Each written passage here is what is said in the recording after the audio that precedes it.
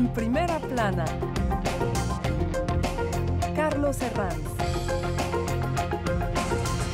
Bienvenidos en Primera Plana, un programa de Radio Francia Internacional y de France 24, esta semana con el foco puesto en Rusia, que celebra elecciones el próximo 15 de marzo. Para ello nos acompañan 4 invitados. Ya les presento a Nikita Safronov, es periodista independiente exiliado en París, que pertenece a la asociación LGTB Saba. Bienvenido. Muchas gracias. Jimena Reyes es directora para las Américas de la Federación Internacional por los Derechos Humanos. Bienvenida. Gracias. Contamos también con la analista de política internacional María José Zorrilla. Bienvenida. Muchas gracias, Carlos. Y en duples, Xavier Colás, corresponsal de RFI y France 24 en Moscú, que acaba de publicar el libro Putinistán, una crónica periodística y literaria de la deriva de Rusia en los últimos años. Hola, Xavier, buenos días. Hola, ¿qué tal? La Rusia de Putin hoy en Primera Plana.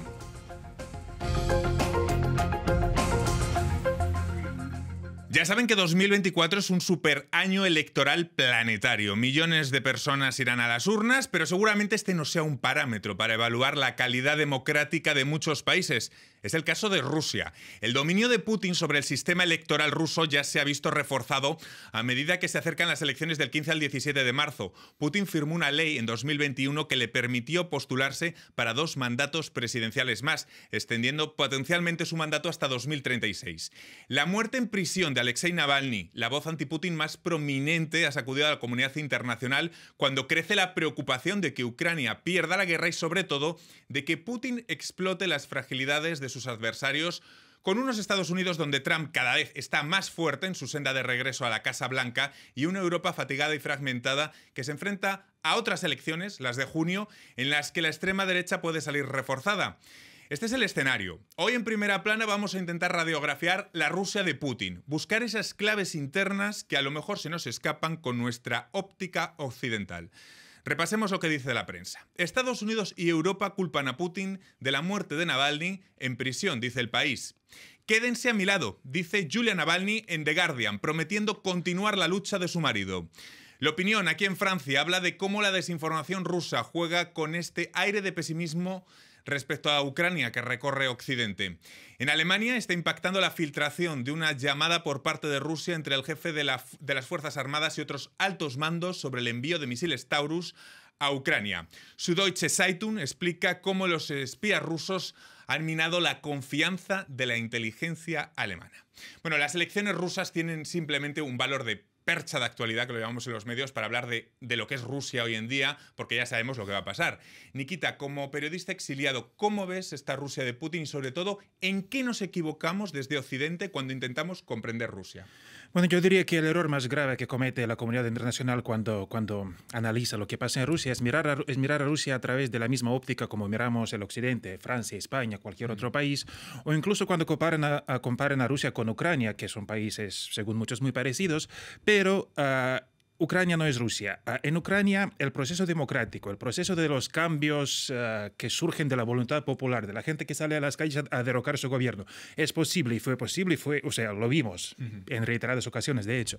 En Rusia es algo impensable en un estado policial donde el líder del estado ha creado un vacío político alrededor de su figura, donde no hay alternativa política, donde las elecciones que están como a unos días de hoy son una mera fachada, que no hay que tomárselas muy en serio. Es por eso que muchas veces cuando llaman a los rusos a salir a las calles a manifestar su descontento con lo que pasa en Rusia o a pronunciarse contra la guerra, ante todo es peligroso para cualquier persona que salga a la calle y además no tiene mucho sentido porque no va a llevar a ningún cambio. Yo no veo, desgraciadamente, ninguna posibilidad de cambios pacíficos ni por vía de violencia en Rusia en los próximos años como mínimo. Luego hablaremos de esa perspectiva a futuro. Jimena, en la FIDH elaborasteis un informe el año pasado que documentaba, cito textualmente, la destrucción de la sociedad civil rusa en colaboración con un medio independiente. Se trata de más de 50 leyes aprobadas por el régimen de Putin que han ido cercando a la sociedad civil, ¿no?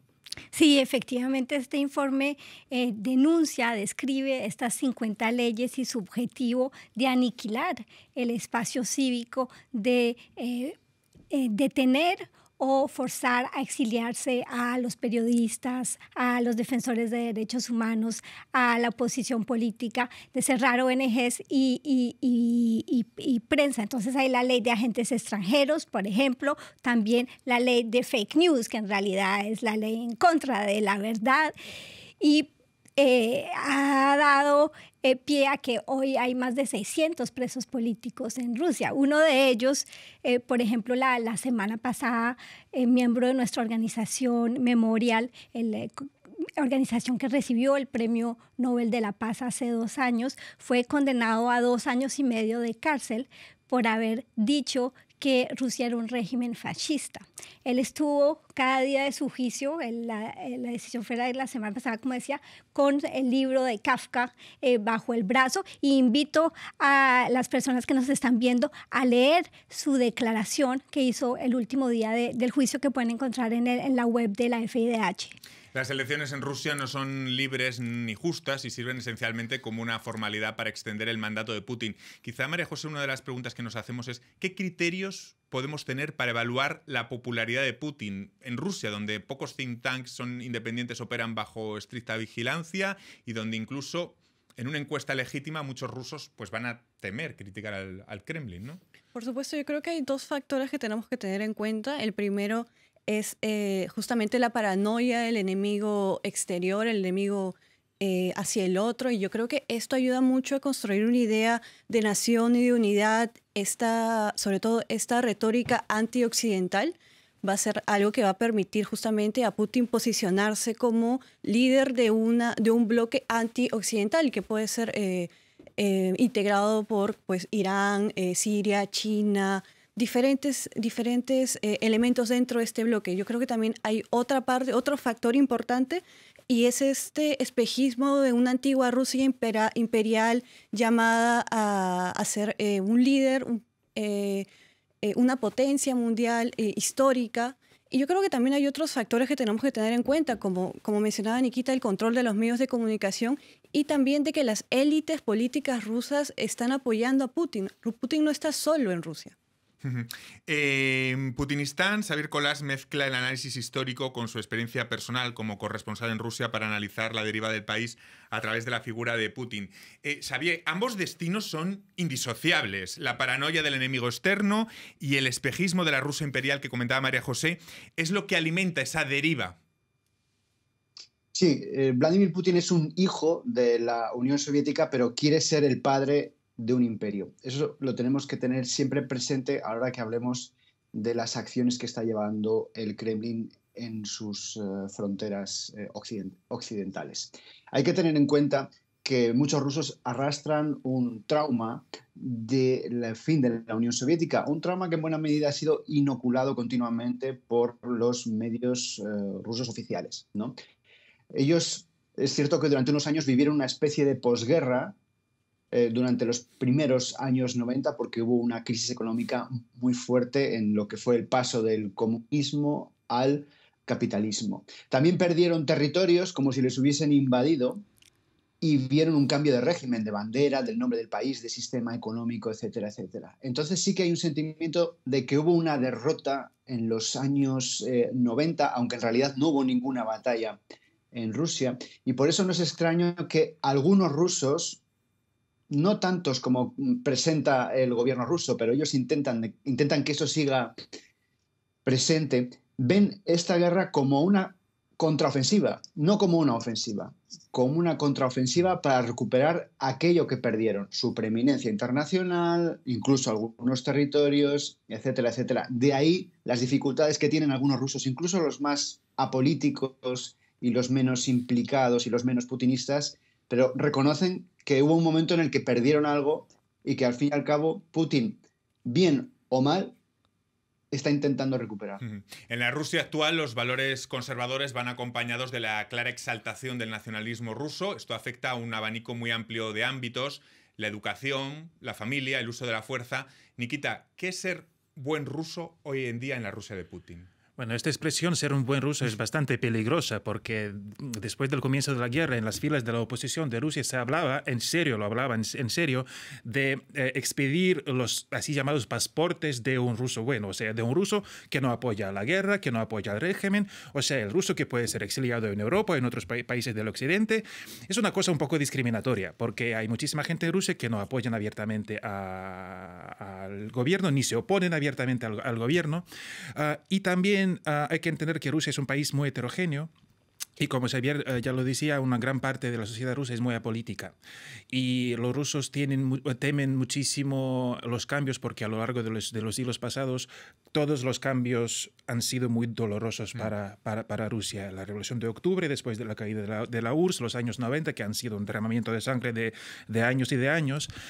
Es por eso que un buen ruso es algo... También hay que decir que muchos rusos tenemos, lo veo en muchísima gente, que pasamos por una crisis de identidad porque somos portadores de nuestra cultura, amamos nuestra gran historia, nuestra gran cultura y tal, pero al mismo tiempo nos sentimos, yo diría, avergonzados de lo que hace nuestro país, de que somos, de que representamos, para muchos, representamos al agresor.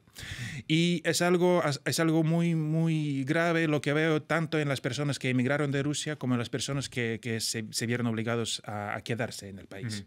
Muchas veces se ha dicho que solo desde dentro podría implosionar el régimen de Putin, desde dentro de la sociedad rusa. ¿El orgullo ligado a hazañas contra el enemigo exterior sirve de tanto carburante o de contrapeso para los descontentos sociales internos? Es decir, ¿en qué momento, cómo o por dónde esta dinámica podría sufrir fisuras? ¿Qué Nikita o Xavier? Bueno, ya vimos un ejemplo de esto después de la anexión de Crimea, que hizo explotar los niveles de aprobación de Putin y de su gobierno. Ahora con la guerra en Ucrania es un poco más complicado porque eso ya dura durante más de 2 años y es mucho más, o sea, las pérdidas que ha sufrido tanto Ucrania como Rusia son mucho más significativas que las que hubo durante la anexión de Crimea. Así que ahora la cuestión es un poco más complicada. Xavier, ¿en qué momento podría haber esta dinámica, podría sufrir fisuras? Pues no se sabe, pero yo sí que puedo decir, perdón, como corresponsal en Moscú, que el régimen está envejeciendo mal.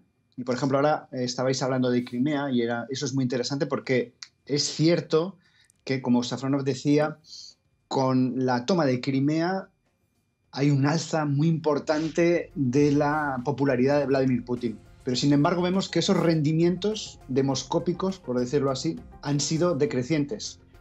Con Crimea subió mucho su popularidad, con la aventura de Donbass no hubo tanta variación y aquí, sin embargo, no ha habido un efecto Crimea ni nada parecido. Al contrario, los rusos están cada día más preocupados por lo que está pasando. Vamos a hacer en este punto una breve pausa. Hay un montón de asuntos que queremos comentar desde la visión que dan los medios dentro de Rusia hasta el futuro del régimen. Lo vamos a hacer a vuelta de pausa. RFI, la selección del mes. Ay, Rasta. Now which kind life where I never see. I carry God so I fear nothing. Steady increase in the commas. Comma. Cuarteto Tafi. Con él baila sa. Con él baila sa. Con él baila sa. RFI. RFI, la selección del mes. De mauvaises intentions. Toi et moi on sera pas bêtes. Meryl et Jossman. Blanc sur les draps comme un nuage gris. Je suis sous la pluie, God bless. Je rature, j'écris, je marche et je gonne. Blundetto et Poupa Jim. En face, les Danoé et les Danes. Ouais. À côté de ton Carville et des gammes. RFI. Seguimos en primera plana esta semana con el foco puesto en Rusia. Ya saben, elecciones del 15 al 17 de marzo. Bueno, un trámite para Putin, pero que a nosotros nos vale para un poco analizar las claves que explican o que se nos escapan a veces a la hora de analizar Rusia desde nuestra óptica occidental. Hablábamos de ese informe de la FIDH, Jimena, que dice, leo textualmente, estas leyes represivas han ido creando una realidad paralela donde es imposible cuestionar el relato oficial. Es decir, el régimen ha ido cercando cualquier fisura a ese relato. Sí, efectivamente, es una evidencia. El régimen ha cerrado las posibilidades de tener una narrativa alterna, diferente, en particular sobre la guerra, porque estas leyes se reforzaron a partir del 2022, donde, por ejemplo, las leyes sobre falsas noticias también explícitamente dicen que no se puede descreditar a la Armada, y entonces cualquier crítica, por ejemplo, Ilya Yashin recibió 8 años de cárcel por haber denunciado los crímenes de guerra que se cometieron en Bucha. Es inaudito, y eso también crea ejemplos que asustan, y entonces se le va a temer hablar, tener una visión crítica. Al mismo tiempo, pues hay que matizar eso, y como mencionaba sobre las fisuras, se ha visto ahora que después del asesinato, la muerte de Navalny, que la gente ha tenido el coraje de ir. No solo en Moscú, sino en toda Rusia hay espacios donde la gente ha venido a mostrar su admiración, su respeto por Navalny, ¿no? Entonces, ninguna dictadura logra completamente cerrar, pero en todas formas se han puesto los instrumentos de violencia y jurídicos que buscan hacer eso, sí. El ruso básicamente se informa por canales de televisión controlados absolutamente por el Kremlin. ¿Qué ideas de país, María José, Nikita, Xavier, qué ideas de país se refuerzan o repiten constantemente en estos medios masivos oficialistas? Yo creo que sobre todo es lo que estábamos comentando, es esta idea de un nacionalismo que engloba a toda la sociedad, esta idea de un orgullo nacional, esta idea de que Rusia es una potencia histórica. También, y claro, creo que Putin quiere proyectar una imagen de liderazgo fuerte a nivel internacional, a nivel de la escena internacional. Y como comentábamos, lo mismo, una resistencia frente a Occidente, y sobre todo, y frente a Occidente me refiero frente a Estados Unidos, la Unión Europea, y bueno, justamente esto hace un poco el vínculo con las elecciones de este año. Sí, yo diría que lo que se usa para alimentar este sentimiento de nacionalismo en los canales oficialistas de información es decir que Rusia es, digamos, la última esperanza del mundo que se está hundiendo en... O sea, ¿por qué la homofobia es una cosa tan importante en Rusia? Porque es para decir que el Occidente se está hundiendo en...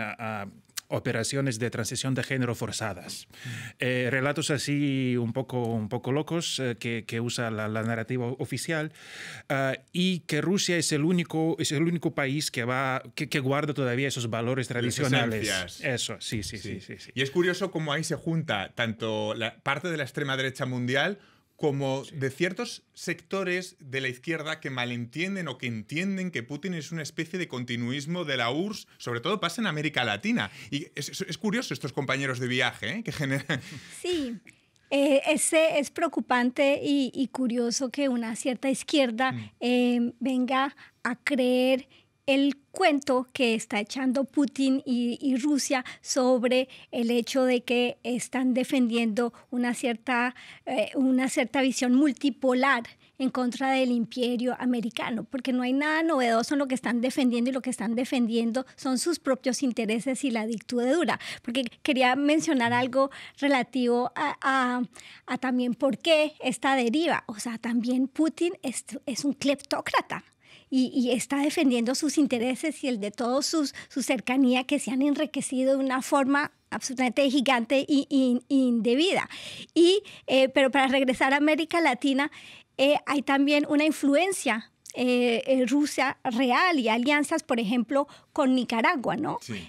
Por ejemplo, en Nicaragua lo que hemos también analizado es que se hizo un copiar y pegar de las leyes que mencionaba anteriormente, la ley de agentes extranjeros. Eso lo comentáis en el informe. Sí. ¿Tenéis constancia de que ha habido equipos rusos en ciertos países como Nicaragua, como Kirguistán, digamos, asesorando para hacer un cuadro legal a lo Putin, ¿no? Bueno, que en el 2020, cuando se votan esas leyes, hayan venido, no tenemos pruebas, pero es solo comparar las leyes para ver que son copiar y pegar de las mismas leyes. Pero lo que sí sabemos es que ha habido un apoyo, inclusive la semana pasada vino el consejero del Consejo de Seguridad de Rusia, y se hizo un acuerdo sobre qué, un acuerdo de que los rusos, el ministerio ruso, va a apoyar a los policías nicaragüenses y va a también ayudar en la regulación de las ONGs. Eso dice mucho sobre también el copiar y pegar no solo de las leyes, sino también del régimen que se quiere instaurar con los aliados de Rusia. Volvemos a las elecciones. Xavier Putin promulgó esa ley que lo habilitó para postularse para 2 mandatos presidenciales más, lo que podría extender su mandato hasta 2036. Bueno, tiene 70 y pico años, la esperanza de vida, bueno, en fin. ¿Crees que es factible esa perpetuidad en el poder? Y si no, ¿qué hay después de Putin? Es decir, ¿quién está en su círculo de confianza? Sobre todo, ¿su visión del país se va a extender más allá de su figura? O dicho de otro modo, ¿hay Putinistán más allá de Putin, Xavi? Es muy difícil que haya Putinistán más allá de Putin porque las dictaduras suelen fallar precisamente en eso.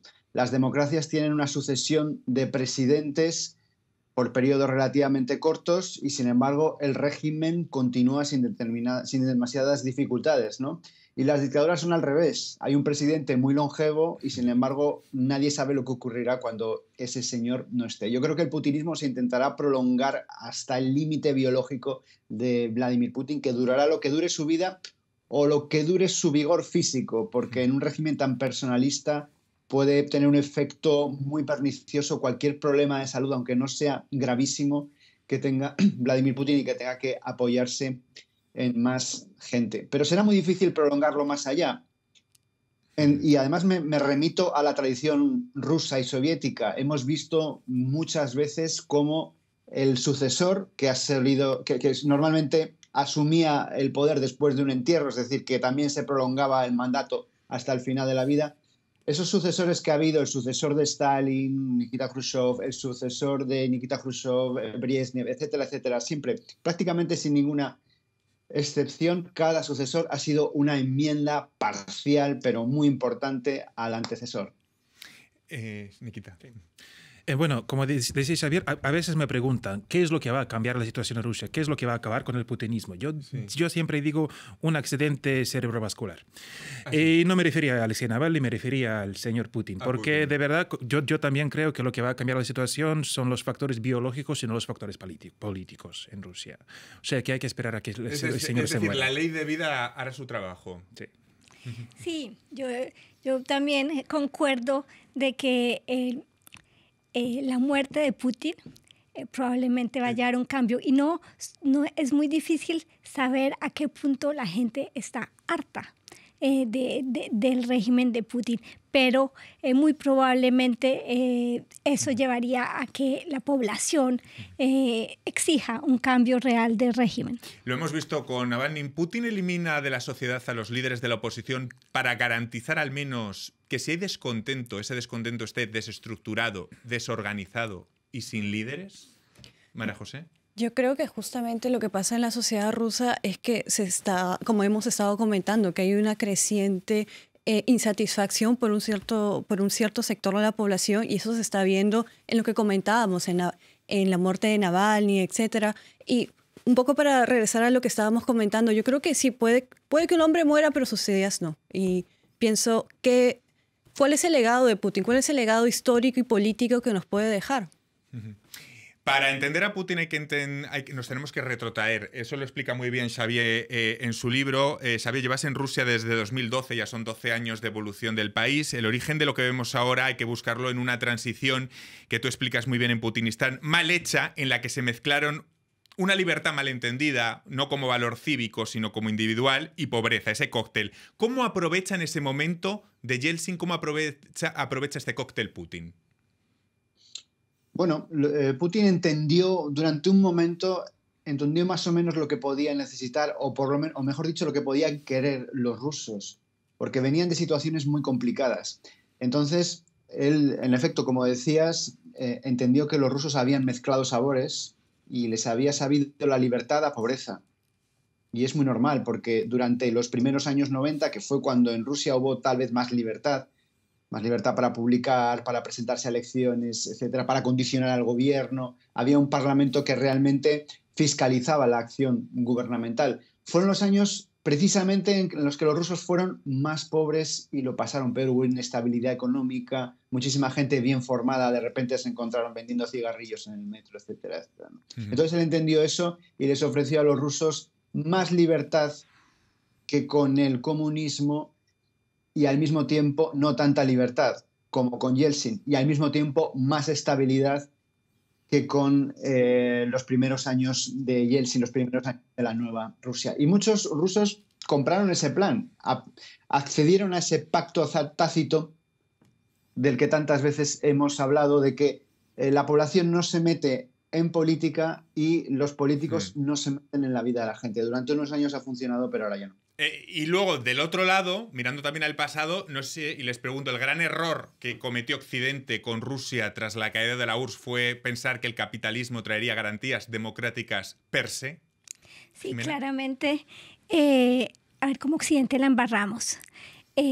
Realmente La democracia siempre tiene detrás al libre mercado, pero al revés no siempre pasa. Exactamente, y tanto con Rusia como con China, el creer que brindar una economía liberal capitalista iba a llevar un cambio político fue un error, y es un error. Y nuestra organización lo denunció desde el inicio, las derribas que se han dado en estos dos países, y ahora estamos entrando un poco en otra era, en una era donde hay una toma de conciencia de que obviamente Putin y su régimen es sumamente peligroso también a nivel mundial, no solo al interior, y de la misma forma de que China ha crecido mucho económicamente, pero es un régimen terriblemente dictatorial e inclusive genocidario hacia los uigures. La visión que tiene Putin de Europa, de nuestras libertades, que somos unos flojos hasteados de todo, que ni siquiera asumamos la guerra como una realidad histórica humana, que demos la paz como algo preestablecido, ¿eso, Nikita, nos lo tenemos que hacer mirar? Bueno, como ya decía, el discurso de Putin está centrado más en los rusos en los europeos. Todo lo que dice es para los consumidores internos de Rusia, para su población. Todo el discurso que Europa está en decadencia y tal, no hay que prestarle mucha atención desde aquí, desde Francia o desde España o desde el occidente en general. Todo esto es para los rusos exclusivamente. Bueno, pues me quedo sin tiempo para más. Ha sido un placer tenerles esta semana explicando algunas claves que hemos intentado al menos en media hora de tiempo sobre cómo es la sociedad rusa y cómo respira. Muchísimas gracias a los cuatro y a Xavier, nuestro corresponsal, su libro Putinistán. Y a todos ustedes hasta la próxima semana en Primera Plana. Muchas gracias.